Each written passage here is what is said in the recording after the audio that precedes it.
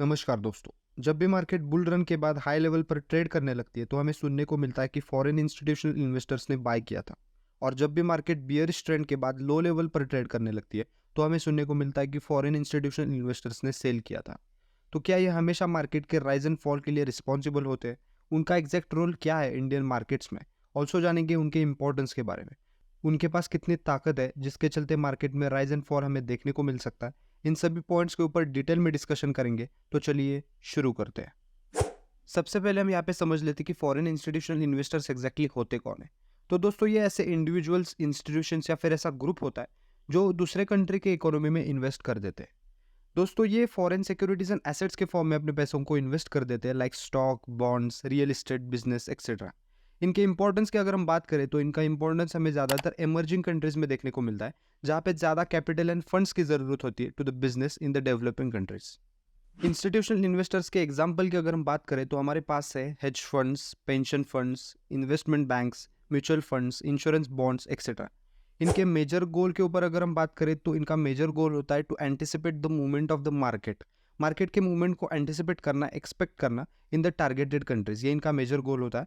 And ये जो decisions है वो अपने एनालिसिस के बेसिस पे लेते हैं।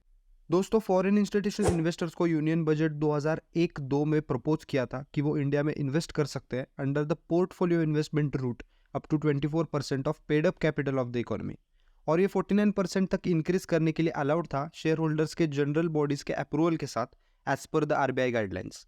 क्योंकि गवर्नमेंट को उनकी अहमियत पता चल चुकी थी कि ये इकोनॉमी के ग्रोथ के लिए की एस्पेक्ट्स रहने वाले, क्योंकि इकोनॉमी की ग्रोथ को ड्राइव करने के लिए ये पिवाइटल रोल प्ले करेंगे।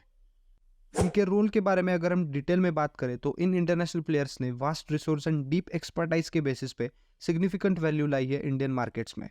फॉरेन इंस्टीट्यूशनल इन्वेस्टर जो होते हैं वो कैपिटल मार्केट को नर्चर करने में वाइटल रोल प्ले करते हैं, क्योंकि वो कैपिटल मार्केट के साथ साथ ग्लोबल एक्सपोजर एंड एक्सपर्टीज भी लाते हैं।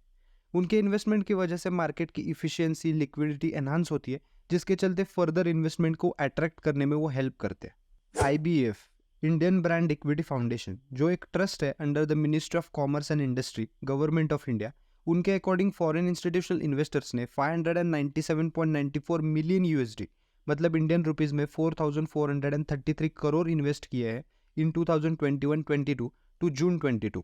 ये जो फॉरेन इंस्टीट्यूशनल इन्वेस्टर्स होते हैं वो क्या करते हैं, वो स्ट्रेंथ के ऊपर काम करते हैं of the developing countries, and उसके बाद उस कंट्री में इन्वेस्ट कर देते हैं, जिसके चलते उस डेवलपिंग कंट्री को भी अपने स्ट्रेंथ के बारे में डिटेल में पता चलता है, एंड वो अपने स्ट्रेंथ पे काम करते हैं to enhance the opportunities.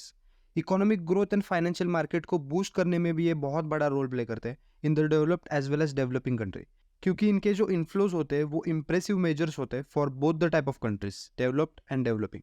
Growing economic countries like Singapore, China and Korea ने इनक्रेडिबल ग्रोथ दिखा दी है with the help of the investment flows from foreign institutional investors. इनके कुछ रीजंस है यहाँ पे, जैसे कि फॉरेन इंस्टीट्यूशनल इन्वेस्टर जो है वो स्टेबिलिटी प्रोवाइड करते हैं इन द फाइनेंशियल मार्केट। वो systematic analysis and sophisticated tools का यूज करते हैं फॉर द इन्वेस्टमेंट। उसके साथ साथ वो कंसिस्टेंटली स्टॉक पिकिंग करते हैं as compare to developed financial institutions. ये लोग सारे एस्पेक्ट्स को डीपली एनालिसिस करते, सिस्टमैटिकली इन्वेस्ट कर देते, जिसके चलते डोमेस्टिक कंपनीज को अच्छा परफॉर्म करने का एक मोटिव मिलता है। स्टडीज के अकॉर्डिंग ये देखा गया है कि फॉरेन इंस्टीट्यूशनल इन्वेस्टर जो होते हैं वो फर्म स्पेसिफिक डाटा को मोस्टली देखते हैं along with the better corporate governance to make their investment decisions. अभी सवाल यहाँ पे ये है कि डोमेस्टिक मार्केट का फंक्शनिंग फॉरेन इंस्टीट्यूशनल इन्वेस्टर्स की वजह से इंप्रूव कैसे होता है। तो दोस्तों यहाँ पे होता ये है कि high degree of liquidity domestic markets में आती है, so that price to earning ratios improve होते हैं, कॉस्ट ऑफ कैपिटल रिड्यूस होती है, एंड इन सभी फैक्टर्स की मदद से डोमेस्टिक मार्केट का फंक्शनिंग इंप्रूव होता है। कॉस्ट ऑफ कैपिटल की अगर हम बात करें तो फॉरेन इंस्टीट्यूशनल इन्वेस्टर्स की वजह से ये कम हो चुकी है, जिसके चलते ग्लोबल क्रेडिट्स को इजी एक्सेस मिल चुका है, resulting in countries economic growth. तो फॉरेन इंस्टीट्यूशनल इन्वेस्टर्स के पॉजिटिव रोल की बात तो हमने कर ली, लेकिन निगेटिव रोल के ऊपर फोकस करना भी बहुत ज़रूरी है कि फॉरेन इंस्टीट्यूशनल इन्वेस्टर्स का किसी भी इमर्जिंग कंट्री, डेवलपिंग कंट्री में आने की निगेटिव साइड क्या है, ये देखना भी बहुत ज़रूरी है। तो अभी हम वो देख लेते हैं। दोस्तों यहाँ पे सबसे बड़ा इम्पैक्ट जो होता है वो इमर्जिंग कंट्रीज को ही होता है। Foreign institutional investors in countries को डिपेंडेंट बना देते हैं for their growth, and in countries को आदत लग जाती है, ये कंट्रीज हैबिचुएटेड हो जाती है फॉरेन इंस्टीट्यूशनल इन्वेस्टर्स के ऊपर for their growth. Countries like Turkey, Brazil, Indonesia, South Africa, India बहुत ज़्यादा डिपेंडेंट हो चुकी है on the skittish foreign investments to fund for their growth.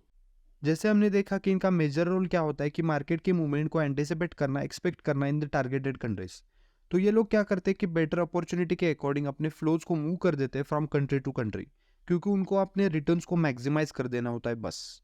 India की रैंकिंग कॉम्पिटिटिव पोजीशन में नीचे आ चुकी है फ्रॉम 27 टू 40 अमंग 60 कंट्रीज, लेकिन फिर भी इंडिया एक बेटर पोजीशन पर है due to improved account deficit. Account deficit मतलब क्या होता है कि ज़्यादा पैसे बाहर जाना देन रिसीविंग इनसाइड कंट्री, मतलब ज़्यादा इंपोर्ट्स होना लेस एक्सपोर्ट्स होना।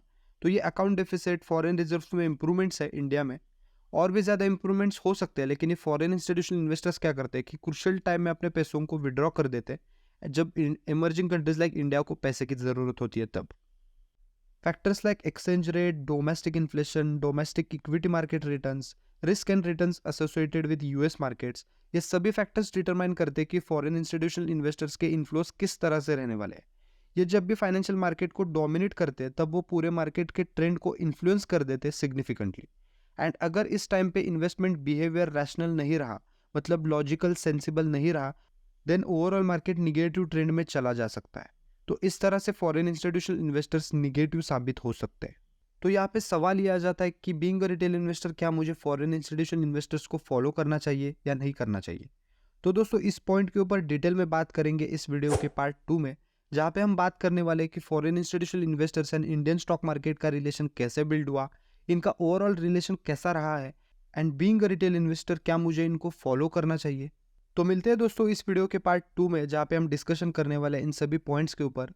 तो अगर आपको ये वीडियो अच्छी लगी है तो लाइक करें, शेयर करें एंड सब्सक्राइब करना ना भूलें। मिलते हैं इस वीडियो के पार्ट 2 में, तब तक के लिए बाय बाय।